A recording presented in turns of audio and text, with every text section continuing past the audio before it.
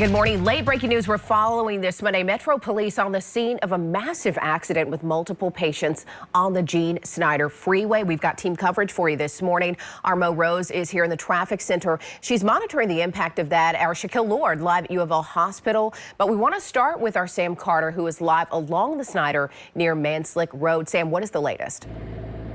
Yeah, still a very active scene here on Manslick Road of the Gene Snyder, where the action is right now. This scene continues to evolve. Multiple police cars, emergency units, I should say, coming and going from this scene as they have portions of the Gene Snyder, both north and south, it should be said, closed down for what TriMark is reporting as a fatal accident. Now, in between our hits here, I did look up the TriMark map. TriMark is reporting this is a two-vehicle collision here as both sides of Gene Snyder are closed down right now. Now, that number of vehicles could change at some point this morning, but right now, TriMark reporting it. This is a two-vehicle collision. You're seeing a car put its hazards on right there, pull up. We do not know the number of victims involved. We do know that there are confirmed fatalities in this case, and we do know that some have been transported to U of L Trauma Center. That's really the extent of what we know right now. We have reached out to law enforcement for more information, and hopefully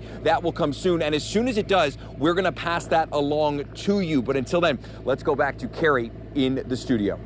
Sam, thank you for the update. Our Shaquille Lord live for us at U of L Hospital this morning. Shaq, what is the latest from there? Yeah, Carrie, in addition to knowing that multiple people have died, we do know that multiple people were taken care to the U of L Trauma Center. No word yet on the number of people that were transported or the extent of their injuries, if it's non-life-threatening or critical. And of course, that's something that we have been asking hospital officials. And once we get that information in, we will bring you the very latest right here on WLKY. But as of right now, no word on how many victims were transported and the latest on their injuries. Reporting live this morning, I'm Shaquille Lord. We'll send it back to you in the studio. Thank you, Shaq. We want to go ahead and check in with Momo. We know we're talking about a full closure here. What's the timeline looking, do you think, about reopening this? I would say a few more hours. They have not, MetroSafe they were not be able to tell me an actual time when everything will reopen. I am seeing police units going up and down the roadway, though, in between traffic breaks. And so I suspect they are looking for debris. They're investigating on how this all happened. And it's dark out there. Sunrise is until about 7:13 this morning. So I would suspect it would have to be a reopening after the sun comes up, because they're probably still going to need to do a better investigation.